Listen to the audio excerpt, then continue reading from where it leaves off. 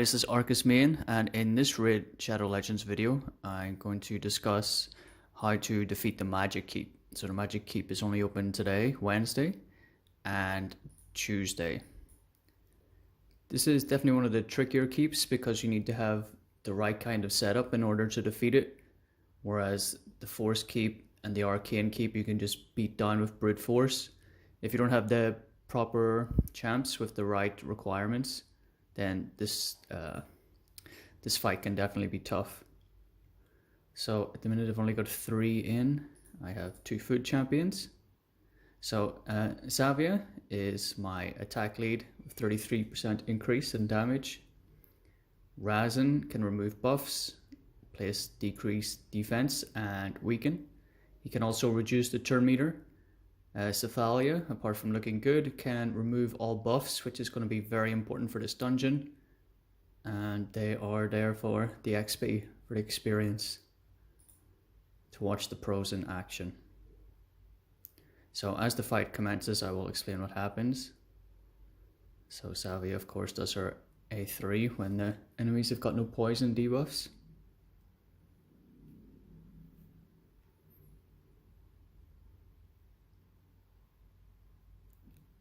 I hate these awkward moments of silence. Just watch it. Okay. Alright, so onto the boss. So as you can see, the boss starts with a very big shield. I'll just look at the skills. So, places a big shield at the start of the turn, equal to her health. And for every buff she has on her, she can increase her damage. And she places a total of 4 buffs on herself, so she can dish out a lot of damage. So it's very important that you have a character that can remove all buffs. So you can see here, Cephalia will remove it and increase turn meter. And after a while, the boss can replenish these buffs every 3 turns. Let me pause it. Oh, so you can see the minion, the one on the right, he puts up a block debuff. So one strategy you might want to use to defeat her is placing a block buff debuff, a block buff debuff. Yeah, that way she cannot place all these things on herself. So if he puts it up, then it's going to block that debuff. So from here, it's very difficult just to power all the way through unless you have very strong champions. When Cephalia removes it, he reduces the turn meter. That way I've got more time to do damage. Decrease defense and weaken. And from there the fight's pretty much over. Yeah, that's it. So obviously this team is got 3 legendaries, so quite unobtainable. So I will remake it now with an easier to obtain team. Okay, so I've put together an easier to make team, 3 rares. War Maiden again, who's only level 50. Kale, Apothecary for the speed boost and increase defense. Razin's Scarhide, although he's a legendary, he's one you can fuse. And Erenies, she is an epic, but you can fuse her, although if you want to make Razin, you have to use her as food. So he speeds boosts, decreased defense, I've got 2 of them. I'm only bringing War Maiden because she's a strong affinity. And Erenies has a place block debuff. Or sorry, a place block buff debuff. Yeah. Anyway, let's start the video. Block buff debuff. Block buff debuff. Got it. Alright. Unfortunately though, she'll probably waste it. That is part of the risk. If the mini boss on the right throws up, well, she's wasted it already. If the mini boss on the right throws up the block debuff buff, then yeah, she will not place it.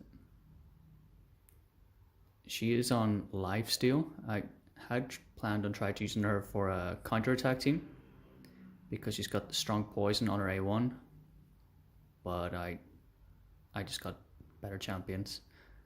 So again, you can see the main boss, she's got the big shield up. She has it at the start of every battle. Okay, the block debuff buff is now up. And she wastes it on the side minion anyway. One good thing about Razin is that once the buffs are up, he just kind of smells it and he just goes for it. So Razin, I'll wait till it loops around.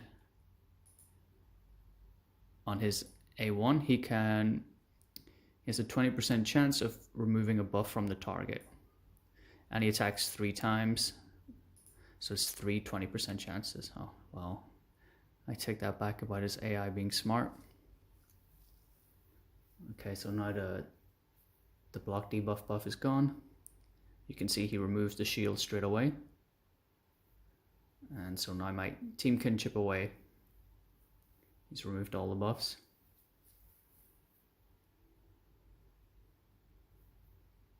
Oh, I think he's definitely a key member for this team. And done. 7 small. Yeah, so Razin Scourhide is perfect for this dungeon. There are a few rare recommendations I will make. I just haven't leveled them up on this account. So I will go to them now. Okay, so the first rare I would recommend is a Dark Elf by the name of Mystic Hand.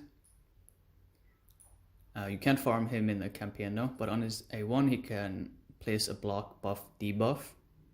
Got it. And on his A2 he can steal 2 random buffs, and he has Force Affinity, so he's very good for this dungeon. Unfortunately though, he's not much good elsewhere. You can see here, rated very highly for Magic Keep. Force Keep, not so great. I mean, it's nice to remove the defensive buff, but he's not that great there. Yeah, he's perfect for this dungeon, but unfortunately not much else good anywhere else in the game. So I definitely don't recommend 6-starring him. He might be fine at 50. And then the Lizard Men have got a budget version of him by the name of, where is he? Skinner. So on his A2 he can remove 2 random buffs.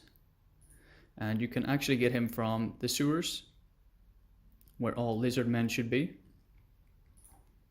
So apart from him in the campaign, in stage 1, there is Conquer, but he has Spirit Affinity.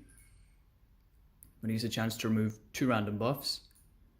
But there's a chance that it might not hit if it's a weak hit. War Maiden, again recommended.